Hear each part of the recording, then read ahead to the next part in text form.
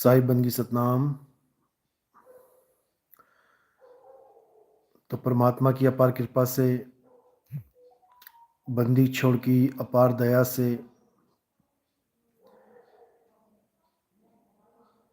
जब तक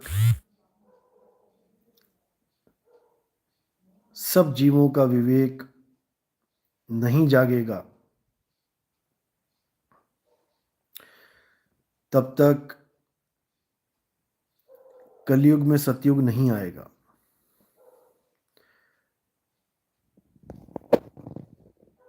क्योंकि कलयुग में सतयुग का मतलब ही विवेकी होना है।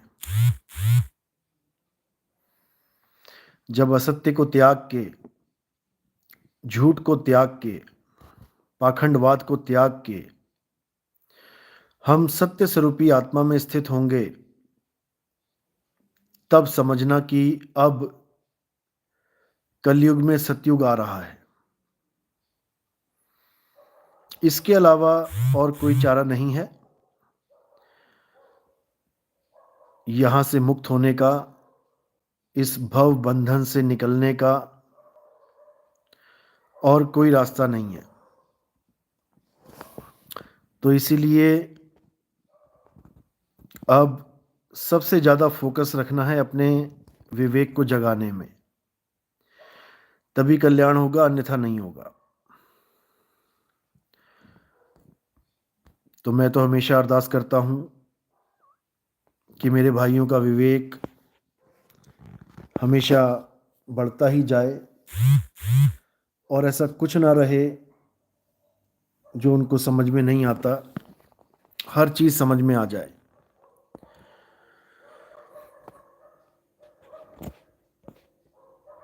अंकुरदास फरुखाबाद, साहिब बंदगी सतनाम, कबीर मूल ज्ञान जय सतनाम, सुरेश जय सतनाम, मिस्टर कम्युनिटी सतनाम, साहिब बंदगी, आइकॉनिक वैष्णवी सतनाम, लखनलाल साहू जय सतनाम, दीपक चौपाल सतनाम, साहिब बंदगी, सरोज चौपाल जय सतनाम, रजनी कठुरिया सतनाम, साहिब बंदगी, सीमा कुशवाहा जय सतनाम, राजेश जय बंदी छोड़ की, सुनीता कुमारी साहिब बंदगी सतनाम, सरोज जय सतनाम, जयंता रोहिदास जय सतनाम, पुरुषोत्तम गुप्ता जय सतनाम, दिनेश चंद्र सोगरवाल जय बंदी छोड़ की, कपिश सतनाम, साहिब बंदगी, दीपक मानिकपुरी जय सतनाम, भैरवदास जय सतनाम, उषा शर्मा जय बंदी छोड़ की, जयवती शर्मा सतनाम, साहिब बंदगी, स्नेहा दासी, जगदीश साहिब बंदगी, हुक्माराम जय सतनाम, मंजुला आचार्य सतनाम, साहिब बंदगी, कंवरपाल जय बंदी छोड़ की, मूल ज्ञान केंद्र सतनाम सतनाम, अज्ञान से ज्ञान तक जय सतनाम, भरत सर्वा जय सतनाम, साहिब बंदगी, रामपाल शाक्या, रिंकल परमार जय बंदी छोड़ की, माया तोमर, सोनी अवस्थी सतनाम, नरेश चौपाल, बीरबल, सीमा सतनाम, मंगल सिंह, हरिराम जय सतनाम, जय सतनाम, सवीना बेगम, मोहम्मद नवी साहिब बंदगी सतनाम, जहान सिंह जय सतनाम, खेमदास साहिब बंदगी सतनाम नेपाल से, सुरेश मखवाना, मूरत सिंह सतनाम सतनाम, महावीर जय सतनाम, देविका श्रेष्ठ जय सतनाम। तो मालिक की कृपा से अब मूल ज्ञान बहुत ही अच्छे तरीके से गांव-गांव में इसका प्रचार होना शुरू हो गया है और धीरे-धीरे पूरे संसार में ये मूल ज्ञान ऐसा छाएगा कि उसके बाद अज्ञानियों को रास्ता ही नहीं मिलेगा बचने का। क्योंकि एक समय होता है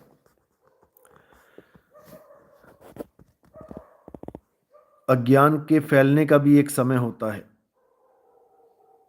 और जब वो समय समाप्त हो जाता है तब ज्ञान पूरे संसार में उजागर होता है और अज्ञान सदा सदा के लिए समाप्त हो जाता है। और वो समय अब आ चुका है, इसमें कोई दो राय नहीं है।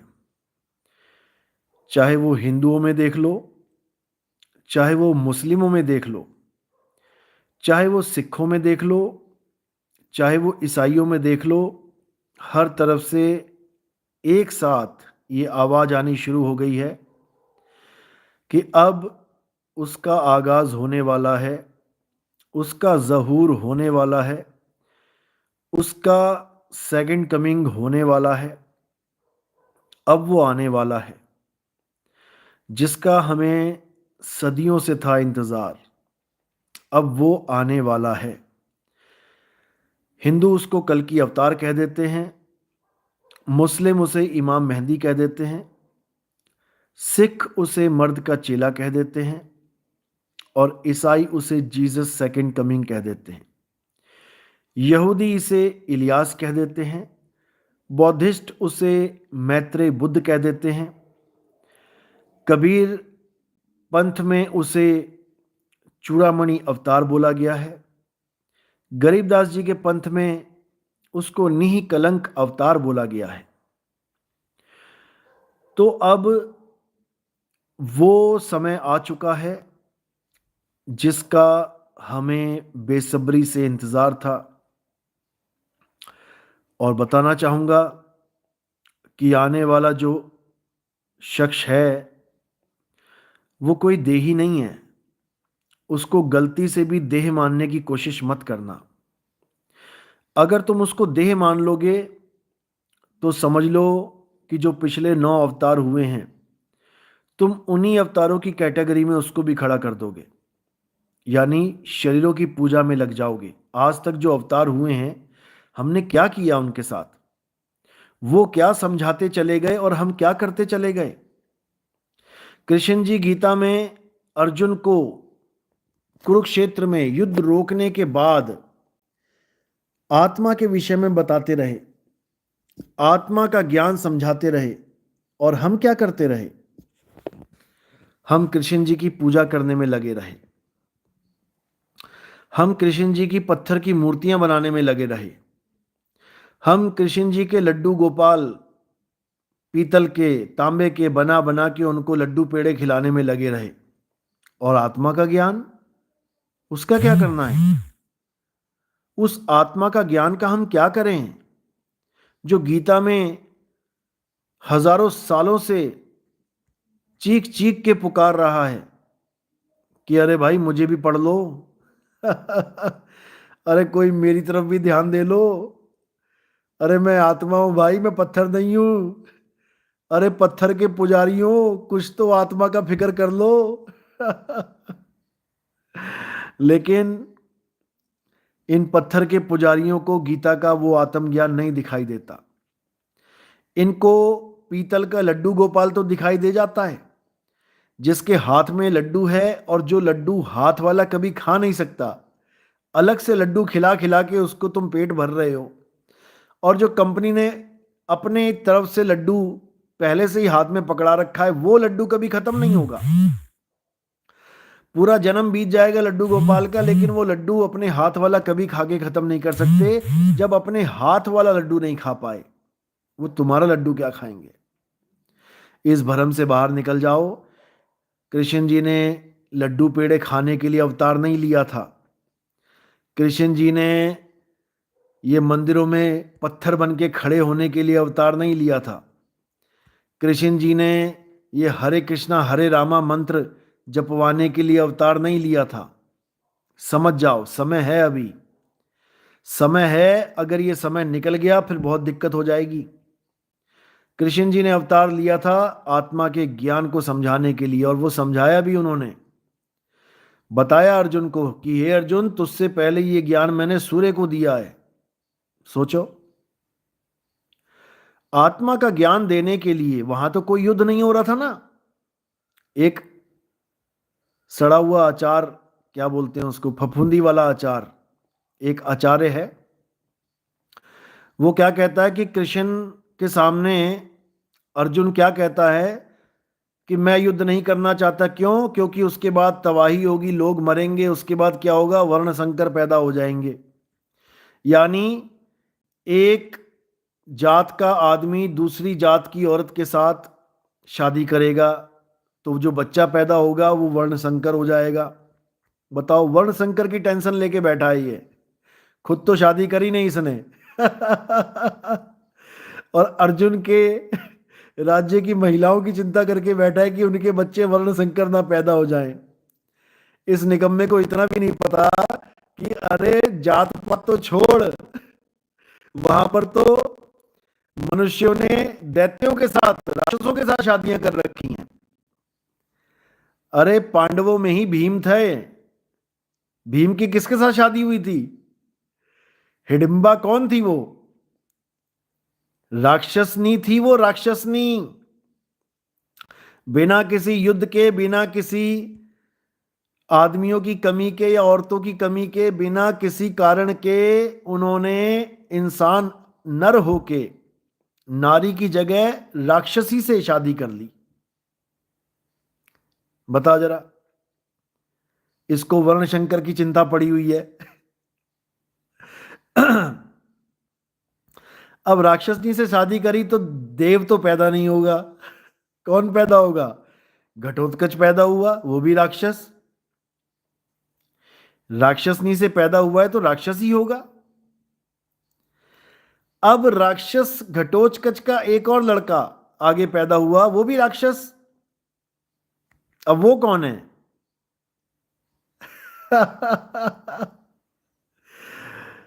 वो कौन है जिसकी सब पूजा कर रहे हैं? किसकी पूजा कर रहे हैं? राक्षस की पूजा कर रहे हैं। क्यों कर रहे हैं? कृष्ण जी ने वरदान दिया उसको। अरे भाई, वरदान तो रावण को भी मिले हुए हैं, तो रावण की भी पूजा कर डालो। देवों के देव महादेव ने कितने वरदान दिए रावण को, तो रावण की भी पूजा कर लो। अगर राक्षसों को वरदान मिल जाए तो वो पूजने लायक हो जाते हैं, तो वरदान तो हिरण्याकश्यप को भी मिला हुआ है, उसकी पूजा कर लो। अरे आत्म देव को छोड़ के तुम राक्षस पूजने लग जाए, तुम राक्षस पूजने लग गए आत्म देव को छोड़ के, तुम्हारी क्या गति होगी? क्या गति होगी? गीता में बोला है जो भूत प्रेतों की पूजा करता है वो भूत प्रेतों में जन्म लेता है, तो राक्षस कैटेगरी भी तो उसी में आती है। राक्षस ही बनोगे, राक्षस बन के जन्म लोगे। जो राक्षसों की पूजा करेगा, जो देवताओं की पूजा करेगा वो देवलोक में जाएगा, जो पितरों की पूजा करेगा वो पितरलोक में जाएगा। अरे थोड़ी तो गीता पढ़ लो, थोड़ी तो गीता पढ़ लो मेरे भाई। केवल इसलिए राक्षसों को पूजने लग गए कि उनको वरदान मिल गया है। बताओ, कमाल कर दी। ये हमारा सनातन धर्म नहीं है, ये पता नहीं कौन सा धर्म चलाने लग गए तुम लोग। हमारा सनातन धर्म, हमारा सत्य सनातन धर्म आत्म देव का पुजारी है। आत्मा की बात चलती है यहां पे। यूट्यूब पे सर्च करो, भगवान राम को उनके गुरुजी ने क्या ज्ञान दिया, तुम्हें समझ में आएगा। यहां भगवान राम जैसे अवतारों को भी उनके गुरु समझा रहे हैं कि हे राम, आत्मा में रमण कर। और हम राक्षस की पूजा कर रहे हैं। बताओ। कमाल हो गई, कमाल हो गई। इसीलिए कल की अवतार को आने की जरूरत पड़ेगी। तुम्हारे सारे कलंक धोने के लिए, तुम्हारे सारे अज्ञान का खात्मा करने के लिए। नहीं तो राम और कृष्ण जी आके चले गए, बहुत है, नाम जपते रहो, चले जाओ बैकुंठ लोक। कल की अवतार को आने की क्या जरूरत है? इसीलिए जरूरत है क्योंकि तुम्हारी गाड़ी आउट ऑफ ट्रैक जा रही है। तुम्हारी गाड़ी ऐसे ट्रैक पे जा रही है जो तुम्हारी बर्बादी का कारण बन जाएगा। समझ लो। तो इसीलिए कल की अवतार का जिक्र किया गया कि कल की अवतार जब आएंगे तो पूरी दुनिया में सत्य सनातन का झंडा लगा देंगे, यानी कि सत्य का प्रचार करेंगे, असत्य का खेल खत्म कर देंगे। समझ लो। लेकिन जो उनकी बात को समझेगा, जो उनकी बात को जानेगा, जो सत्य असत्य का निर्णय करेगा, केवल वही इस भवसागर से पार होगा। अन्यथा सब यहीं गोते खाएंगे, यहीं गोते खाएंगे। तो मेरे भाई, चंद सिक्कों के लिए, चंद माया के लिए आत्मदेव को छोड़ के राक्षसों की पूजा में मत लग जाओ। समझ लो मेरी बात। क्योंकि तुम जिसकी पूजा करोगे तुम्हें उनके बीच में ही जन्म लेना पड़ेगा। समझ लो। फिर शुंभ निशुंभ का पोता बन के आना पड़ेगा तुम्हें। पता लगा शुंभ निशुंभ तुम्हारे दादाजी बन के बैठे हुए हैं।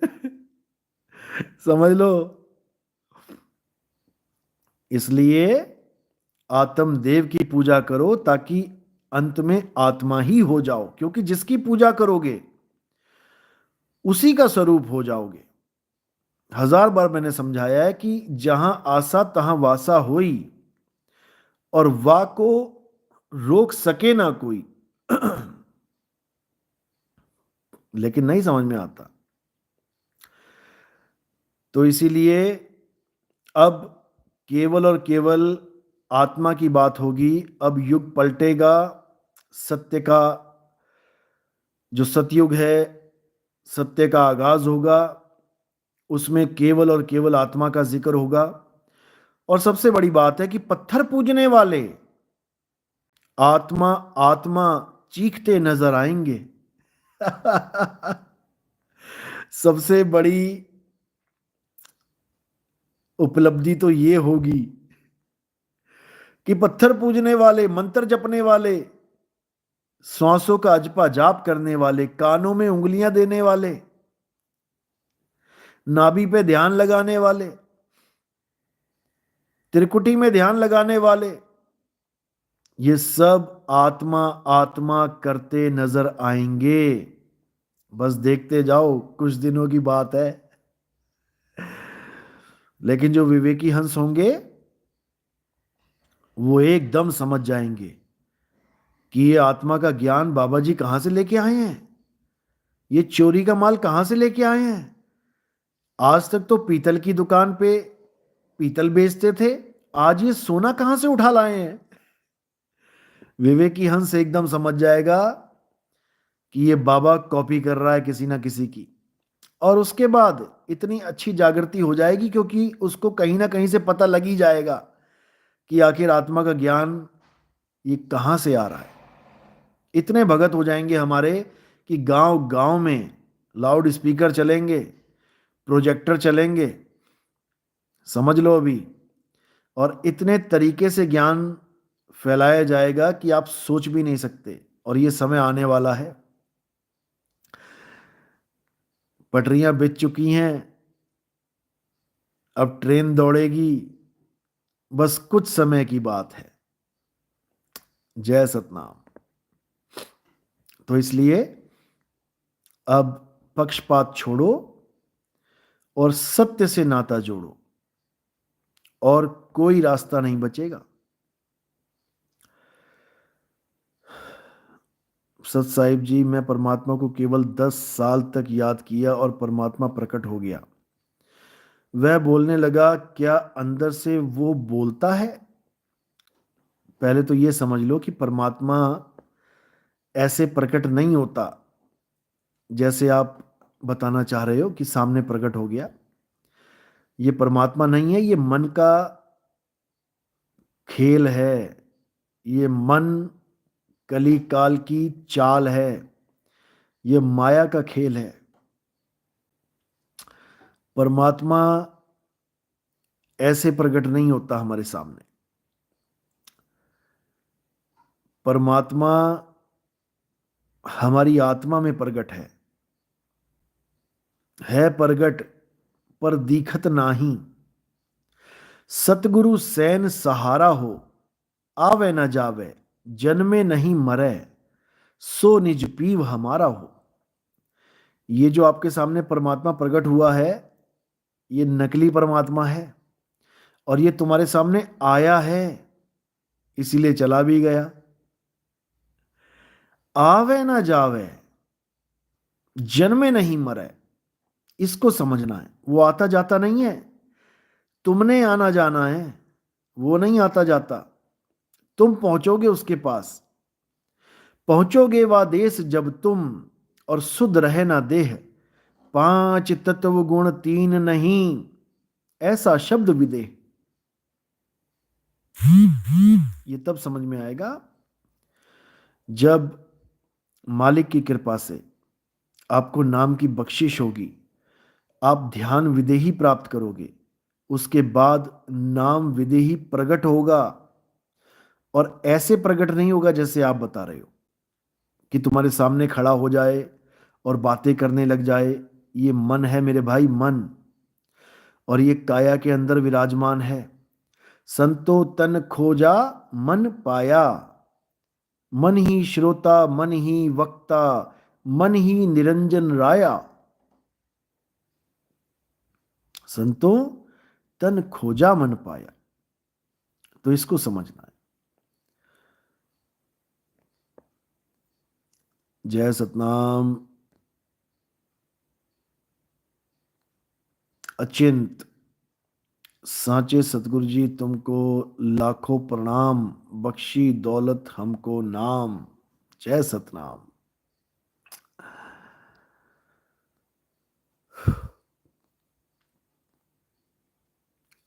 आशा बहन यादव, सतनाम साहिब बंदगी। जय सतनाम। जय बंदी छोड़ की। ज्योति कबीरपंथी CHD, सतनाम।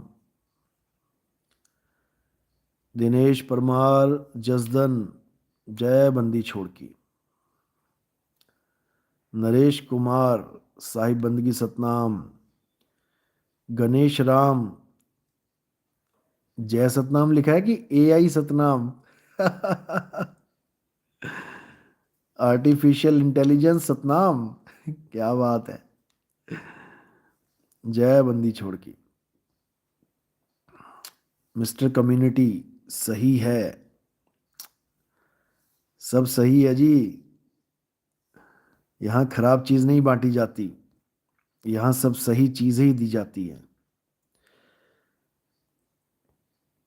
CA अमित कक्कड़, घर में घर दिखाई दे, सो पूरक सुजान। पंच शब्द धुनकार धुन, ते बाजे शब्द निशान। इसके बारे में मैंने पूरा सत्संग करना है, क्योंकि खासकर राधा स्वामी पंथ के जो जीव हैं वो इस वाणी को लेके बहुत चलते हैं। बार बार इसी वाणी पे आके अटक जाते हैं कि देखो जी, पांच शब्द धुनकार धुन, तह बाजे शब्द निशान। जबकि इसी लाइन में पूरा भेद खोल रखा है। पंच शब्द धुनकार धुन, ये तो हो गया अलग हिस्सा, क्योंकि घर में घर दिखाई दे। यहां पे दो घर हैं, समझ लो। घर में घर दिखाई दे, एक घर क्या है? ये काया है। और दूसरा घर क्या है? आत्मा है। समझ लो। यानी आत्मा का ज्ञान कहाँ मिलेगा? इस काया के पास ही मिलेगा, क्योंकि दोनों घर आसपास हैं। मोको कहाँ ढूंढे रे बंदे, मैं तो तेरे पास में। तो घर में घर दिखाई दे, यानी एक काया का घर और एक आत्मा का घर, दोनों घर दिखा दे। सोई पुरख सुजान, पंच शब्द धुनकार धुन। अब ये वाला जो पंच शब्द धुनकार धुन है, ये कौन से घर की बात हो रही है? ये पांच तत्वों के घर की बात हो रही है। इन्हीं पांच तत्वों में पांच प्रकार की धुन बज रही हैं। कबीर साहब ने कबीर सागर में वाणी बोली है, अनहद बाजा जम का थाना, पांचों तत्व करें घमसाना। अनहद बाजा विधि विधि बाजे, सार शब्द न्यारी धुन गाजे। अब इन दोनों धुनों का जिक्र इस वाणी में भी है और इन दोनों घर का जिक्र भी इस वाणी में है। एक नाशवान घर है और एक अविनाशी घर है। नाशवान घर यानी इस पांच तत्व के घर में पांच धुनें चल रही हैं। वो पांच धुनें क्या हैं? वो हमारे पांच तत्वों की अपनी अपनी आवाज़ है। हमारी काया पांच तत्व से बनी है और हर तत्व की अपनी एक आवाज़ है। तो ये पंच शब्द धुनकार धुन, ये किसके लिए बोला गया है? ये हमारे नकली घर के लिए बोला गया है। ये काया रूपी घर, अगर हम कान बंद करके इस घर के अंदर ध्यान लगा के बैठेंगे तो हमें पांच शब्द मिलेंगे, पंच शब्द धुनकार धुन। अब अगर हम आत्मज्ञान में आएंगे तो वहां पर जो शब्द मिलेगा वो क्या है? वो सार शब्द है। तहाँ बाजे शब्द निशान। अब ये जो शब्द निशान है ये अलग है और पंच शब्द धुनकार धुन ये अलग है। जैसे घर में घर दिखाए तो एक घर अलग है और दूसरा घर अलग है, इसको समझना पड़ेगा। तो इन पांच धुनों से आगे बढ़ना है। पांच नाम और पांचों मुद्रा सोई निश्चय जाना, तिसके आगे पुरुष पुरातन, तिसकी खबर ना जाना।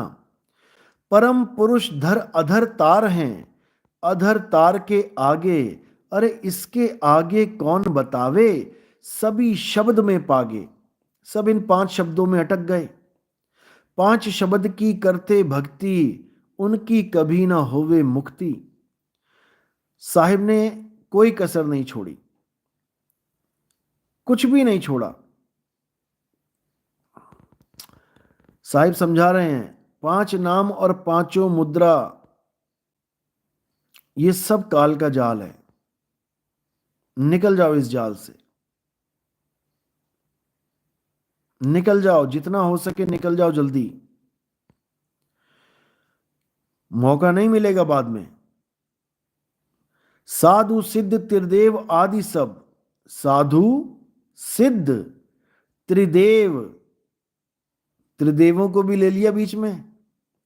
साधु सिद्ध त्रिदेव आदि सब, पांच शब्द में अटके, मुद्रा साध रहे घट भीतर, फिर औंधे मुंह लटके।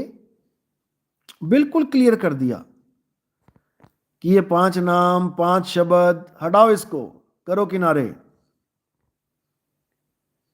अब क्या करना है? अब हमने आत्म देव की शरण में जाना है। देवों के देव, महादेव, आत्म देव। अब उनको जानना है। हे अर्जुन, ये आत्मा अजन्मा है, नित्य है, शाश्वत है। ये आत्मा पुरातन है, ये आत्मा ही सत्य सनातन है। अब इसको जानना है। अब छोड़ो इन काया माया को, हटाओ, करो किनारे।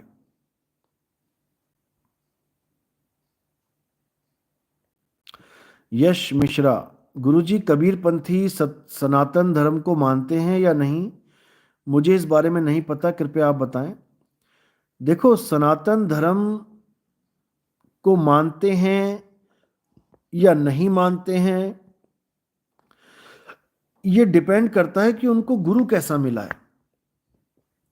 अगर उनको ज्ञानी गुरु मिल गया तो वो सत्य सनातन धर्म को ही मानेंगे, और कोई धर्म है ही नहीं। और अगर उनको मिल गया अज्ञानी तो वो सत्य सनातन धर्म को कभी नहीं मानेंगे। सिंपल सी बात है। सत्य सनातन धर्म किसी इंसान का बनाया हुआ धर्म नहीं है कि हम उसे माने या ना माने। उसमें हमारी इच्छा का कोई मतलब ही नहीं है, हम माने ना माने।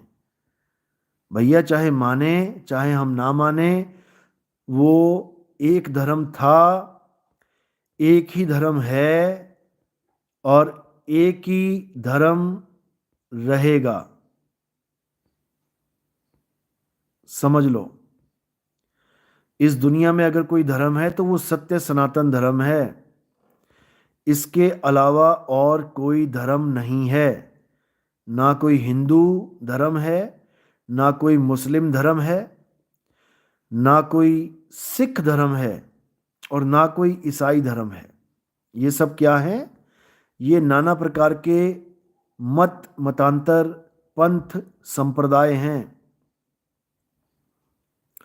इनमें से एक भी धर्म नहीं है। समझ लो।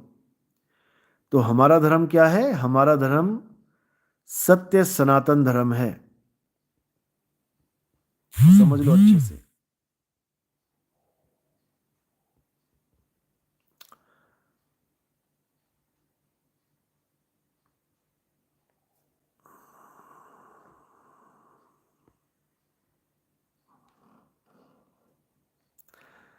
गुरुजी जो आंख के भीतर देख रहा है उसका पता कैसे चले? क्या बात है। पहले समझ लो कि आंखों में कौन है, क्योंकि कई गुरुआ लोग क्या ज्ञान दे देते हैं कि आंखों में परमात्मा बैठा हुआ है। बस यही मात खा जाते हैं। परमात्मा किसी आंख में नहीं बैठा मेरे भाई। आंख में क्या है? आंख में सुरता है, सुरता, सूरत है। सूरत इंद्रियों के द्वारा हर चीज को आभास कर रही है, हर चीज का आभास इंद्रियों के द्वारा। सूरत है आंखों में, और यही सूरत जब हम सो जाते हैं तो कंठ में उतर जाती है, और गहरी नींद में चले जाते हैं तो हृदय में उतर जाती है,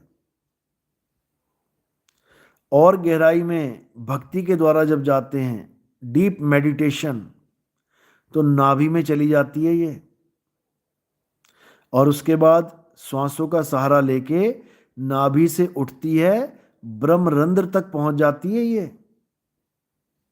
इसका रास्ता ही यही है, पहले गिरेगी फिर उठेगी, लेकिन मुक्त नहीं हो सकती।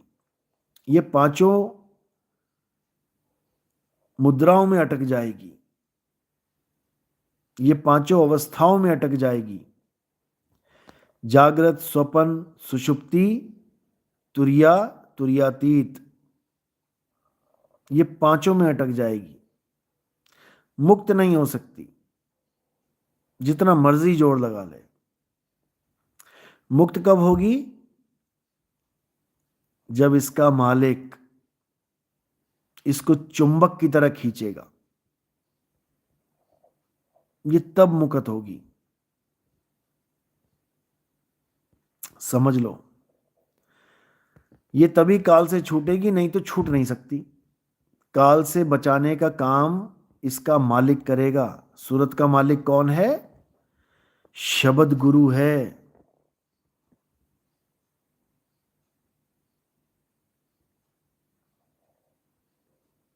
समझ लो, शब्द गुरु, सुरत धुन चेला। जो चेला है वो सुरता है, और वो सुरता अपने गुरु यानी शब्द को जब याद करेगी तब उसका गुरु उसकी मदद करेगा। ये याद करेगी, और याद का उल्टा क्या होगा? दया। वो दया करेगा। ये याद करेगी, वो दया करेगा। ये याद करेगी, वो दया करेगा।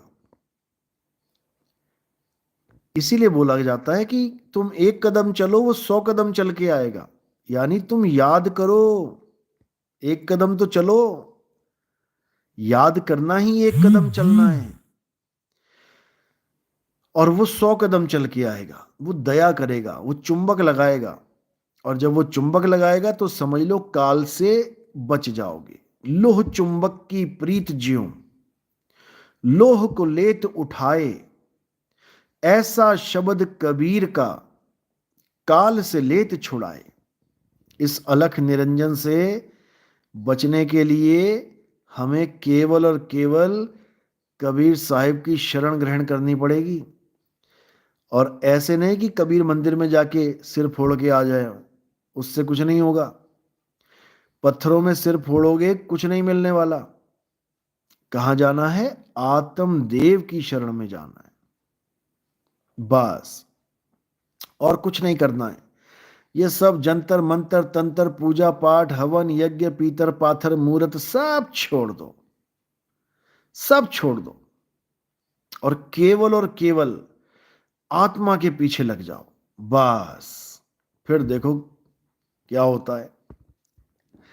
फिर देखो कि जन्नत कैसे मिलती है, असली वाली जन्नत, वो नकली वाली नहीं।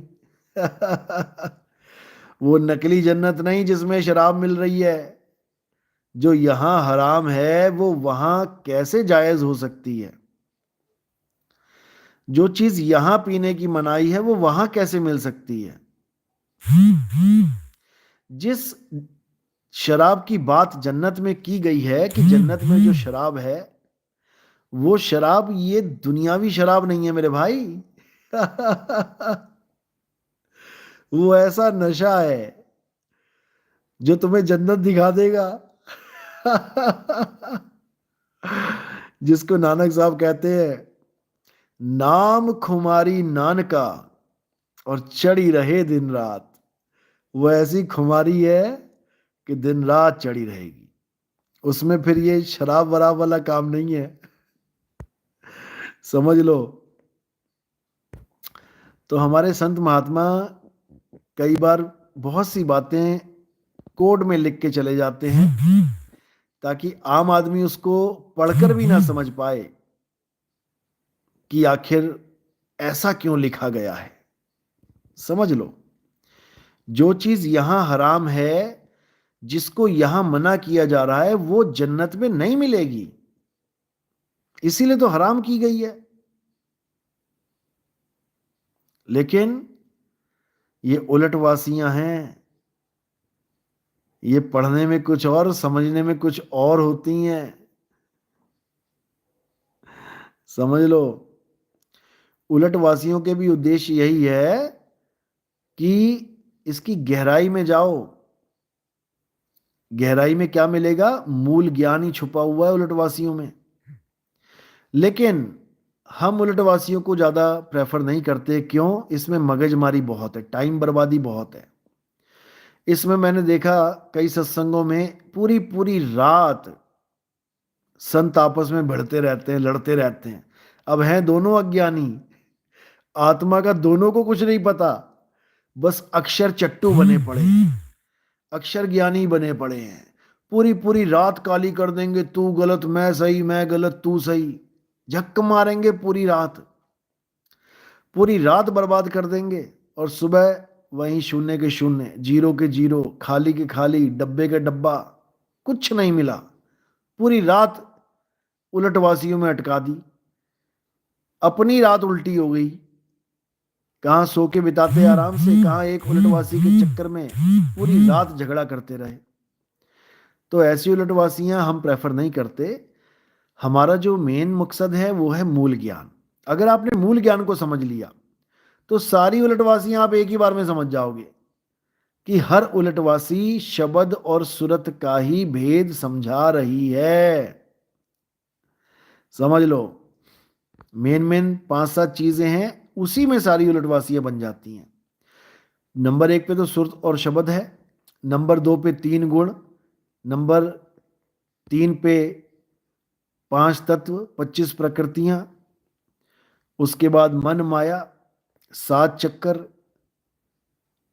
इन्हीं 5-7 चीजों में सारी उलटवासियां, 52 अक्षर, इसी में सारी उलटवासियां खत्म हो जाती हैं। ज्यादा मगजमारी करने की जरूरत नहीं है आपको उलटवासियों में। केवल आत्मज्ञान को जानो, क्योंकि उलटवासियों में इतनी वाणियां हैं कि तुम्हारा जीवन गुजर जाएगा पढ़ते पढ़ते, जबकि है एक ही चीज बता रखी है, सेम चीज। जैसे किसी ने किताब लिखी चिकन बनाने के लिए, तो चिकन तो अलग बात हो गई, मुर्गी को मारने के 108 तरीके बता दिए। 108 तरीकों से मुर्गी को मारे। अरे मुर्गी को तो तू एक ही बार में मार ले भाई। तू चिकन बनाने का तरीका बता कैसे बनाना है। इसी प्रकार उलटवासियों में क्या होता है, एक ही चीज को 108 बार बता दिया जाता है अलग अलग तरीकों से, लेकिन जो मेन चीज है वो नहीं बताई जाती है उसमें। मेन चीज जो है वो गुरु के पास है। तो चक्कर ये है, मैंने चिकन का नाम ले लिया, लेकिन तुम मत ट्राई करने लग जाना। मीट मांस खाना बिल्कुल गलत है। उदाहरण मैंने चिकन का ले लिया, बैंगन का भी ले सकता था, गाजर का भी ले सकता था। तो उस पे मत जाना कि चिकन खाने को बोल रहे हैं, क्योंकि कई लोग बाल की खाल निकाल लेते हैं, उदाहरण में से ही काट छाट करने लग जाते हैं।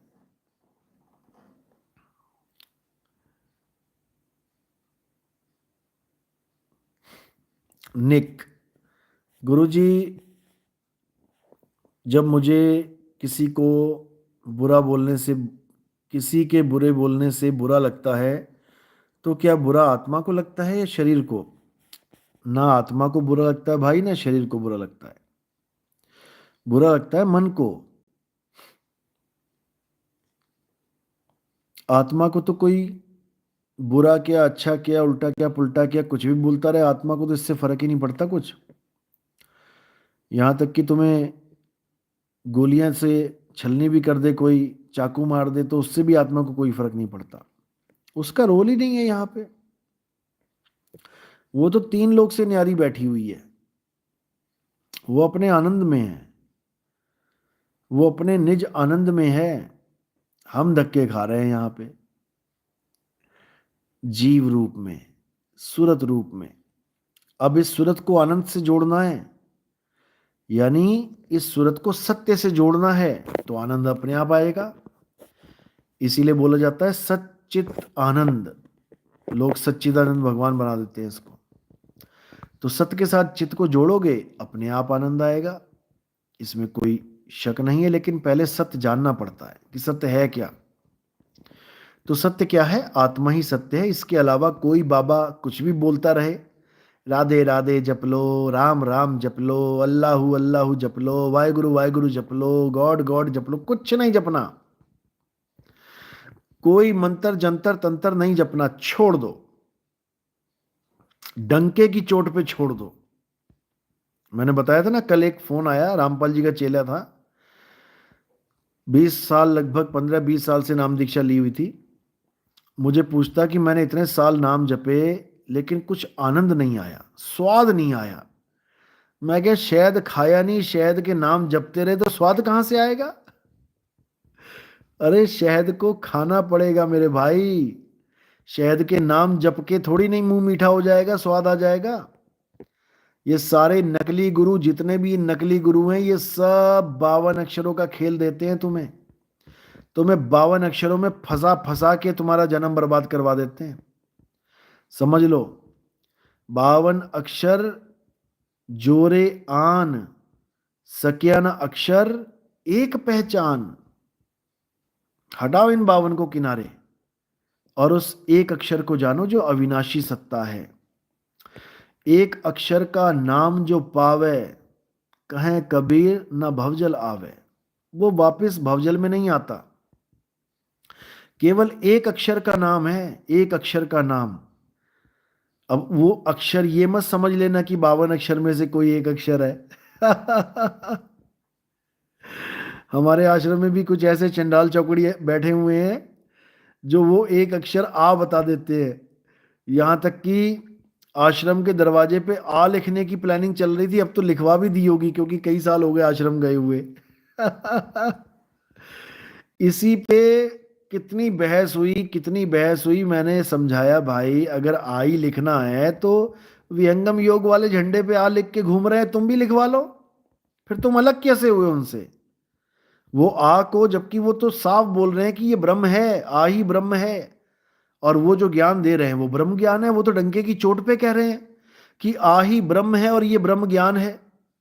तो भैया तुम पार ब्रह्म की बात कैसे कर पाओगे? तुम आ को ही सत्य मानोगे, झंडे पे आ लिखवा लोगे, तो तुम कैसे आ से न्यारे हो पाओगे? तुम्हारा सार शब्द तो आ ही हो गया। फिर एक से एक नौटंकी ज्ञान चल रहा है मदन पंथ में। कई लोग गए बड़ैया आश्रम, वहां जाके पूछा गुरुजी आत्मा परमात्मा का स्वरूप क्या है? तो वहां बता दिया उन्हें, छोटा आ आत्मा है, बड़ा आ परमात्मा है। बताओ, मतलब हद हो गई। आदमी गया तो वहां पे छोटा आ आत्मा, बड़ा आ परमात्मा हो गया। औरत चली जाती तो वहां छोटी ई औरत, तो बड़ी बड़ी ई माँ औरत हो जाती। क्या बच्चों वाली बातें करते हैं।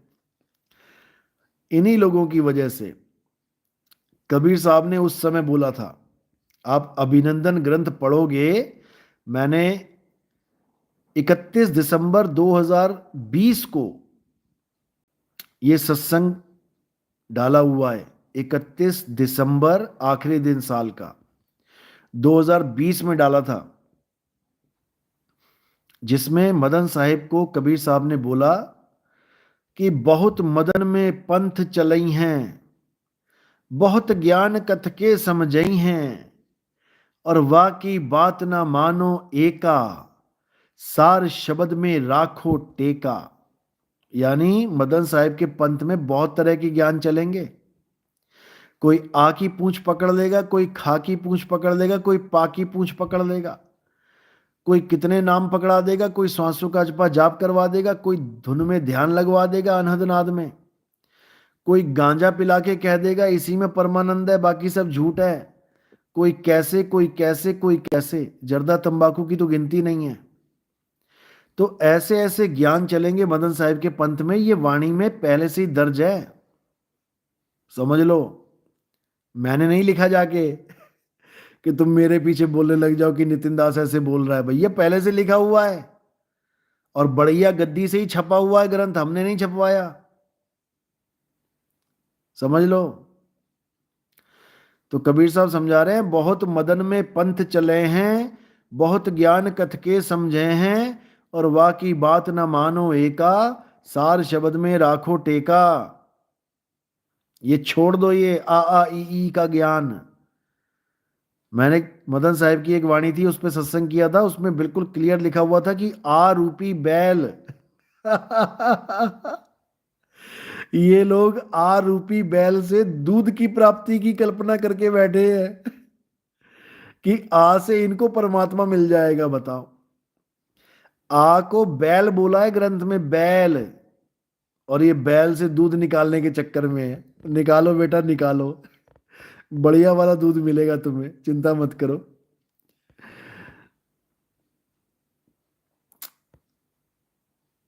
महाराज जी मुझसे बात करता है वो परमात्मा है।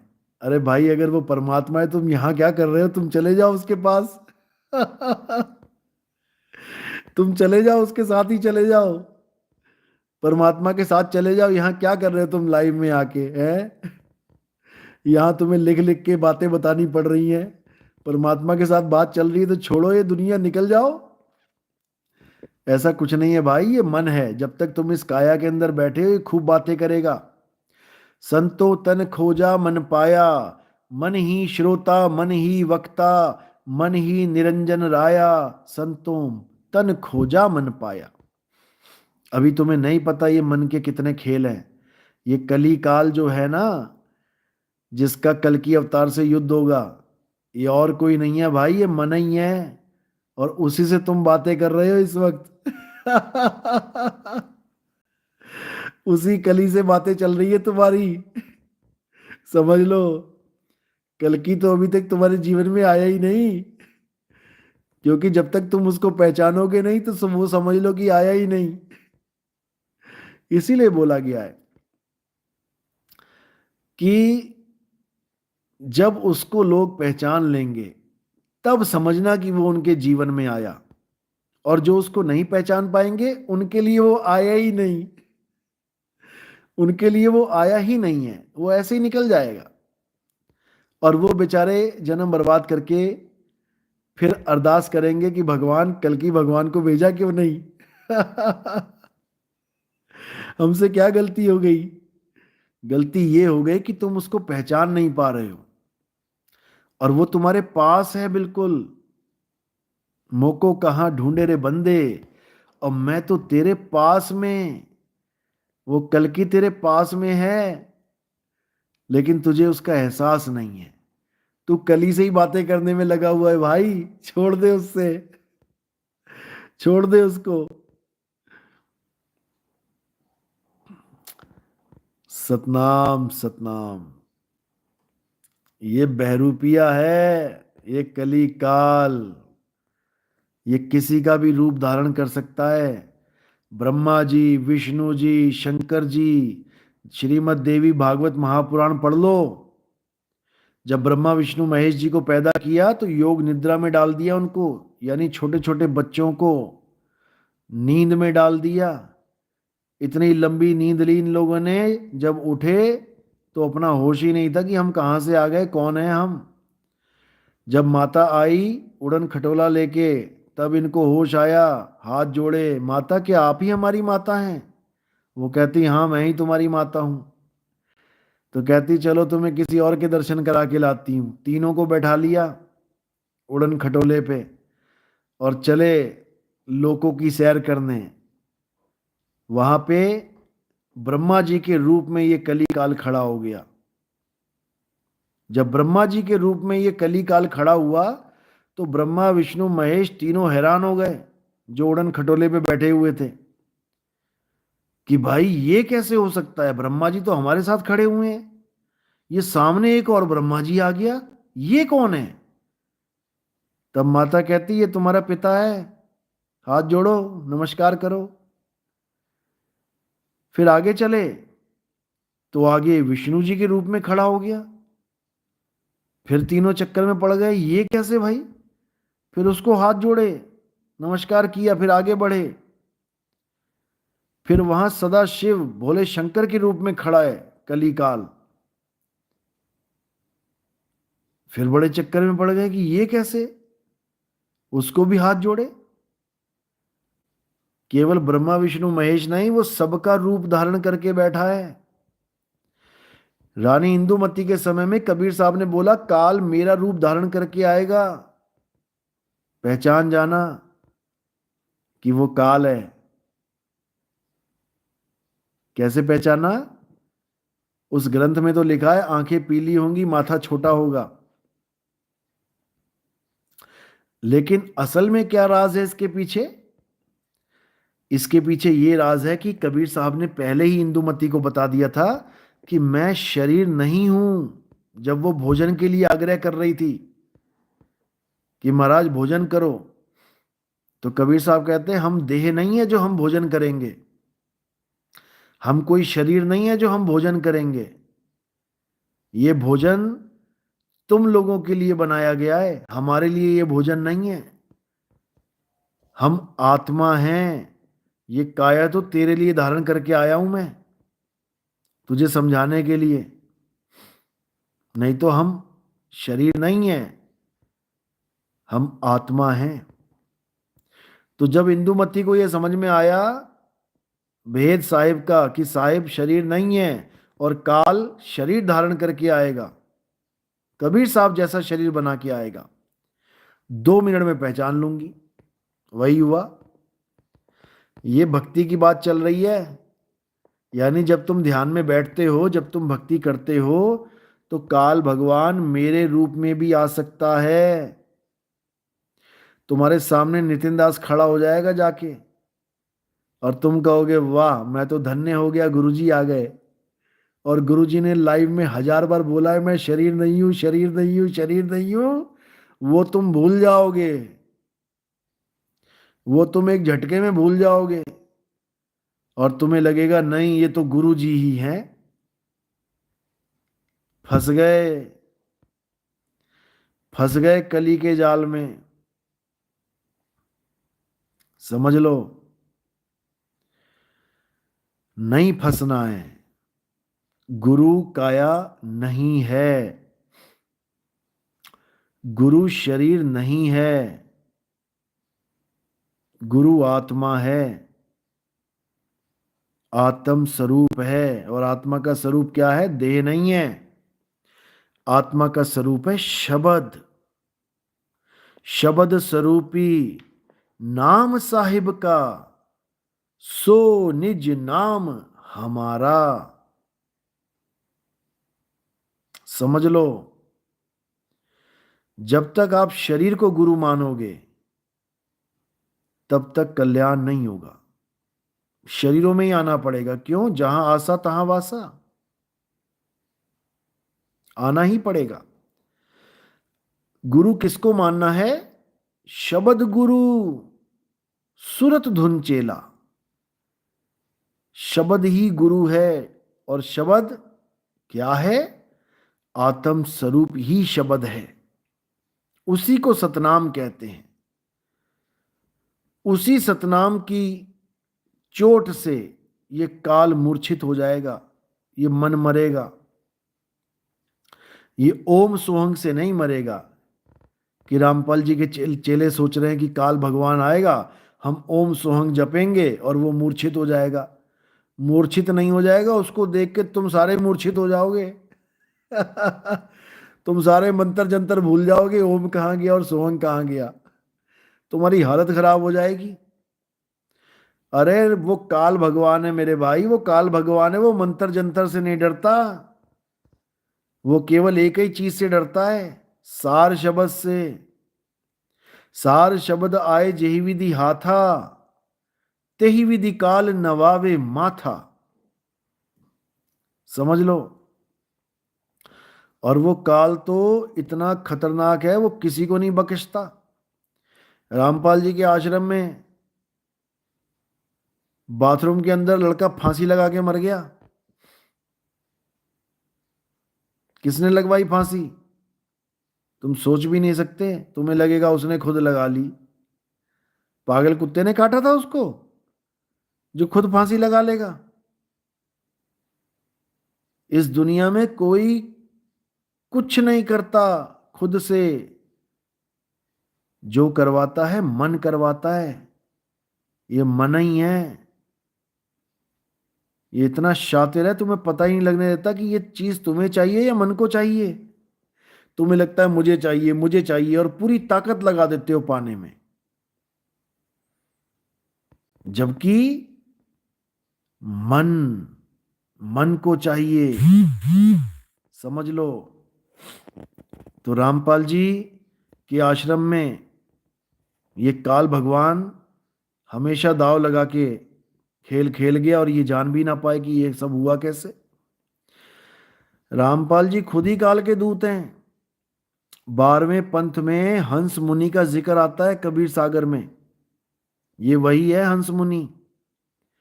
12वें पंथ में एक आचार्य आएगा जो अपने आप को कबीर कहेगा कि मैं ही कबीर हूं, जो तरह तरह की करामातें दिखाएगा।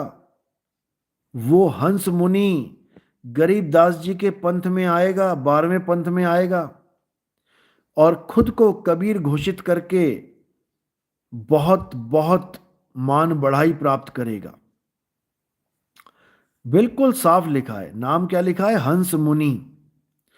यानी दिखेगा तो वो हंसों की तरह, यानी दिखने में तो वो कबीरपंथी लगेगा, लेकिन काम सारा मुनियों वाला करेगा, मुनियों वाला। इसीलिए उसका नाम है हंस मुनि। समझ लो। ये हंस मुनि कालदूत बहुत बड़ी बड़ी करामातें दिखाएगा। करामातें यानी आ जाओ मेरे पास, मैं ये ठीक कर दूंगा, मैं वो ठीक कर दूंगा। अपने दांत ना ठीक हुए इसके, गोलियां खा खा के, दूसरों को कैंसर से ठीक करवा देगा ये। बताओ। अपने दांतों की दवाई रेगुलर चल रही है इसकी, आज तक नहीं छोड़ पाया, और दूसरों का कैंसर ठीक करने की गारंटियां लेके बैठा है। एक इनका भगत था, दिल्ली के पास एक जगह है शाहबाद डेरी, शाहबाद डेरी करके, वहां पर एक भगत जी हैं, उनके दो लड़के एक लड़की थी। तो उस लड़की को पेट में कुछ दिक्कत थी, मेरे ख्याल से कोई ट्यूमर था, कुछ ऐसा ही था कुछ, और डॉक्टर कह रहे थे कि बस एक ऑपरेशन करवाएंगे और इसका ओके हो जाएगा, बिल्कुल सब बढ़िया। अब ये परम भगत बनी हुई थी रामपाल जी महाराज की। अब जब ये रामपाल जी महाराज के पास गई और इसने गुरुजी से बोला कि गुरुजी मैं ऑपरेशन करवा लूं, क्या करना है आदेश करो आप। तो गुरुजी क्या कहते, कोई जरूरत नहीं ऑपरेशन की, कहीं नहीं जाती तू।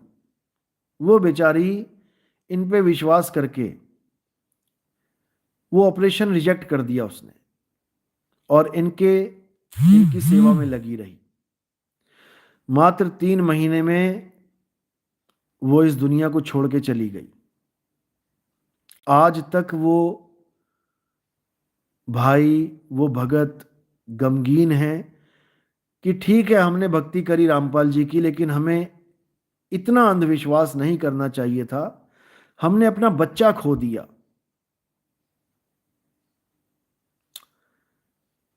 उन लोगों ने फिर हमारे पंथ में आके नाम दीक्षा ली जब वो जेल चले गए। और शाहबाद के जितने भगत हैं, आप किसी से भी पूछ सकते हो, नाम मैं नहीं लूंगा किसी का, आप ये बात पूछ सकते हो, सबको पता है ये।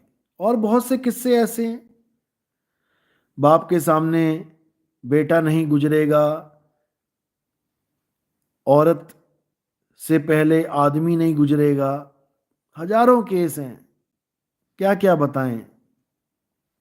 तो ये सब पाखंडवाद है, इससे ऊपर उठ जाओ और सत्य को जानो, सत्य क्या है,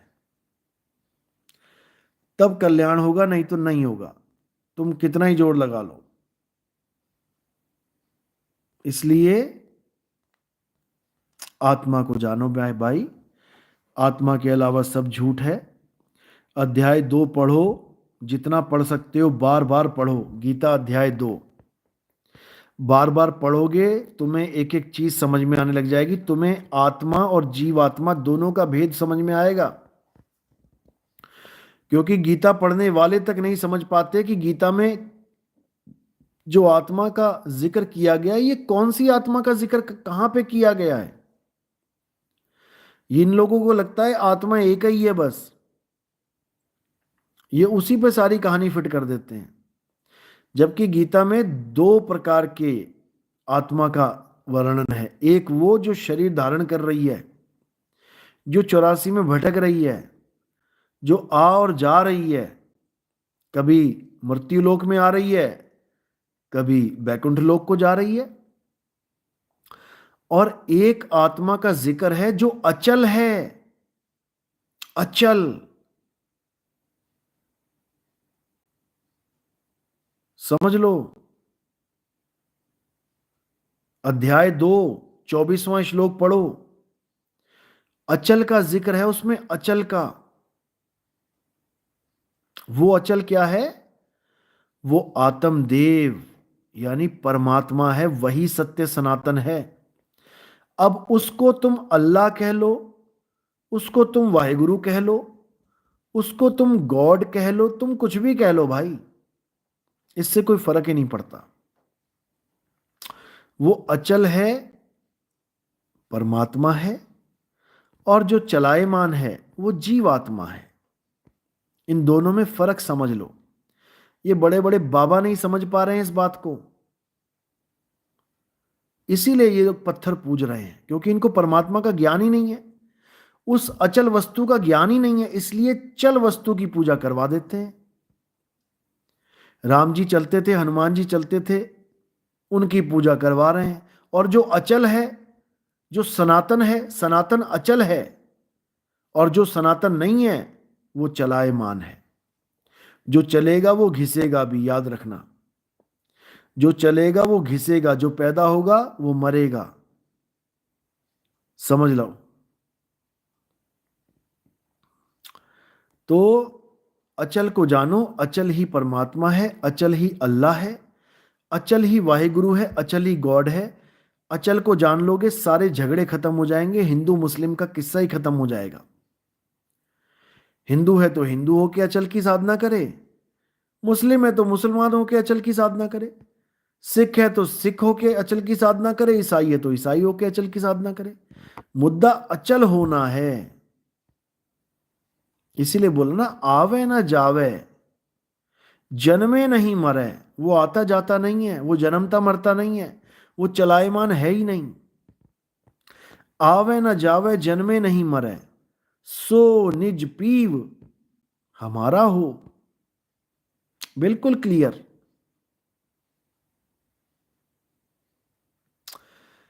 जय द्वारिकाधीश। कबीर दास भगवान कृष्ण के परम भगत थे, नाम बदनाम मत करो उनका।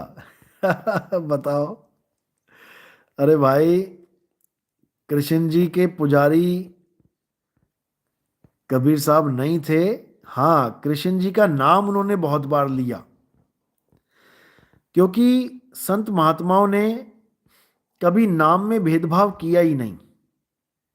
संत महात्माओं ने वो नाम अपनी वाणियों में दर्ज किए जो नाम उस वक्त प्रचलित होते थे। कभी राम का नाम किया, राम नाम की लूट है, लूट सके तो लूट। कभी कृष्ण जी का नाम यूज किया, क्यों? क्योंकि वो नाम जनरल नाम थे, उस वक्त बहुत ज्यादा यूज किए जाते थे। तो उस परम सत्ता को कबीर साहब ने बहुत से नामों से याद किया, केवल कृष्ण जी या राम जी से नहीं। उन्होंने खुदा भी बोला वाणियों में। उन्होंने, क्योंकि मेन तो उस वक्त यही थी, हिंदू और तुर्क की थे ज्यादा, ये सिख और ईसाइयों का तो अता पता नहीं था, क्योंकि उस वक्त तो इंडिया में, भारत में केवल हिंदू और तुर्क मुसलमान ही थे ज्यादा।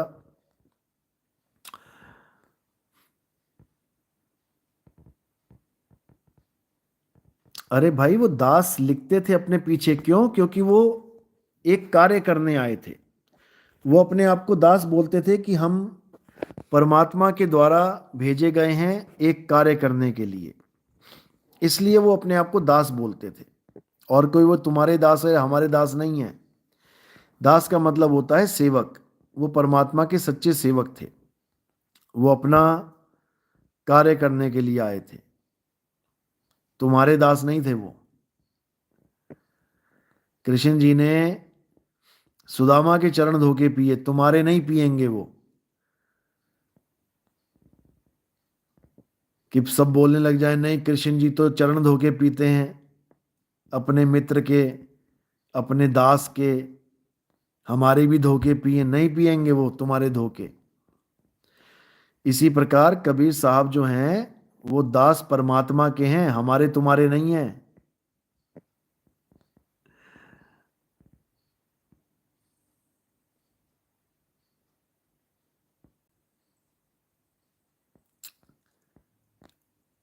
अभी आपको कबीर साहब के बारे में कुछ नहीं पता है। आपको कबीर साहब के बारे में पता होता तो ये बातें ना करते यहां पे। लोग कबीर साहब को जान नहीं पाए, समझ नहीं पाए, इसलिए ऐसी बातें करते हैं। राम जी के 10,000 साल पहले, यानी राम जी के पैदा होने से 10,000 साल पहले, कहते हैं वाल्मीकि जी ने रामायण लिख दी थी। राम जी त्रेता युग में हुए हैं, तो रामायण 10,000 साल पहले लिख दी गई। सोचो, जिस भविष्य पुराण में कबीर साहब का नाम दर्ज है, कबीर साहब के बारे में लिखा गया, सोचो वो कितने हजार साल पहले लिखा गया होगा। सोचो, राम जी तो केवल 10,000 साल पहले उनकी कहानी लिखी गई थी। कबीर साहब की कहानी, भविष्य पुराण कब लिखा गया था?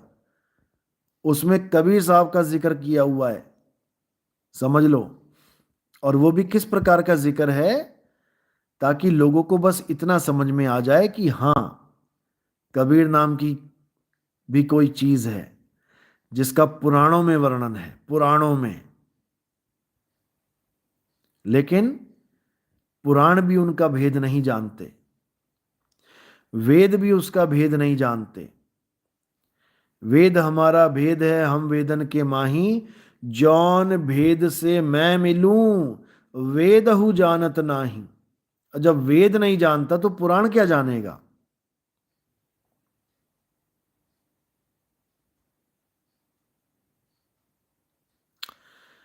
तो कबीर साहब के बारे में भविष्य पुराण में, हमारे जो 18 पुराण हैं उसमें कबीर साहब का जिक्र आता है। समझ लो, उनको छोटी मोटी हस्ती मत समझ लेना। राम जी तो केवल 10,000 साल पहले चर्चा में आए थे, कबीर साहब के हजारों तक, कितने ही दसियों हजार साल पहले ये ग्रंथ लिखे गए हैं, समझ लो। लेकिन उन ग्रंथों में पूर्ण ज्ञान नहीं है। अगर आपको कबीर साहब के बारे में पूर्ण ज्ञान चाहिए तो आप कबीर सागर पढ़िए, आपको समझ में आएगी बात। अवधो अविगत से चला आया, कोई मेरा भेद मरम ना पाया, ना हम लीना गर्भ बसेरा बालक होए दिखलाया। जब ये पढ़ोगे तब समझ में आएगा। मात पिता मेरे कछु नाही, ना मेरे घर दासी, जुल्हा का सुत आन कहाया, जगत करे मेरी हांसी। सारे ग्रंथ कबीर साहब को शादीशुदा बताते हैं और नीरू नीमा का संतान बताते हैं। जबकि आपको खुद समझ जाना चाहिए कि एक तरफ तो नीरू और नीमा यानी मुसलमान को उनका माँ बाप बना दिया गया, और खुद ही ब्राह्मण कहते हैं कि कबीर साहब कौन थे, एक विधवा ब्राह्मणी के बालक थे। आपस में ये दोनों बातें मैच ही नहीं हो रही हैं, क्योंकि उनके बारे में कोई कुछ नहीं जानता। उनके बारे में वही जानते हैं, और अपना भेद बताने वो स्वयं आते हैं। हमारे तुम्हारे बस की बात नहीं है उनको समझना, समझ लो।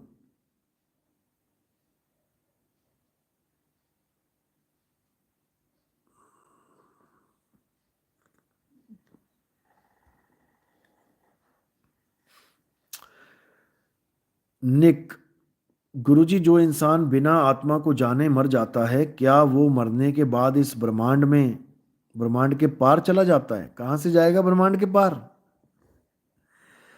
अरे भाई, आत्मा को जाने बिना 84 में चला जाता है, अंडे में चला जाएगा वो, ब्रह्मांड के पार नहीं जाएगा। तो इसीलिए किसी की पूजा पाठ करने की जरूरत नहीं है। ना राम जी, ना श्याम जी, ना हनुमान जी, ना अल्लाह, ना वाहेगुरु, ना गॉड, किसी की पूजा नहीं करनी है। और क्या करना है? इनको ढूंढना है। कहाँ है राम, कहाँ है अल्लाह, कहाँ है वाहेगुरु, कहाँ है गॉड। क्योंकि जितने भी नबी आए थे, जितने भी साधु सिद्ध आए, उन्होंने जीते जी अल्लाह से बातें करी हैं। तुम क्यों नहीं कर पा रहे हो? तुम्हारे साथ अल्लाह बात क्यों नहीं कर रहा है? अब ये भाई जो अल्लाह से बातें कर रहा था अभी, वैसी बातों की बात नहीं चल रही है ये।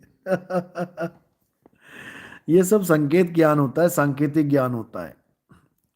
अल्लाह से बातें करने का मतलब कुछ और होता है। अल्लाह की आवाज कुछ और है। वो हमारी तुम्हारी तरह नहीं बोलता 52 अक्षर। समझ लो, उसकी आवाज अखंड है। अखंड साहिब का नाम और सब खंड है। खंड मेर सुमेर खंड ब्रह्मंड है। समझ लो।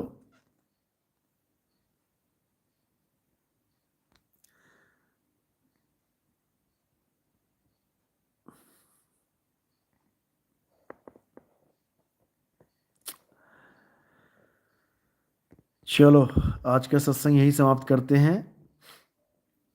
और अब प्रोग्राम शुरू होने वाले हैं। और जो भी यूपी में राजस्थान में, गुजरात में, महाराष्ट्र में कोई भी प्रोग्राम करवाना चाहता है तो मई से स्टार्ट करेंगे। तो मुझे पहले से ही मैसेज कर दें ताकि मैं एक सीरीज़ में सीरियल वाइज पूरा प्रोग्राम बना सकूं और गांव-गांव तक पहुंच के, शहर-शहर तक पहुंच के परमात्मा के जीवों को आत्मज्ञान का रास्ता बता सकें। सतनाम, सतनाम, सतनाम।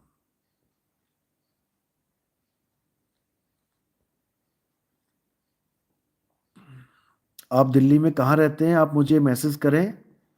मेरा नंबर नोट कर लो, 9256111007।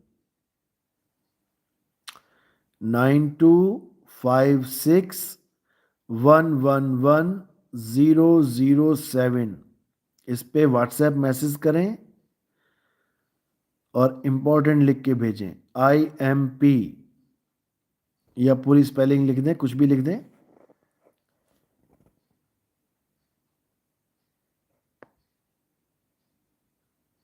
चलो, अब कल मिलते हैं। साई बंदगी सतनाम, जय बंदी छोड़ की, जय सतनाम, जय सतनाम।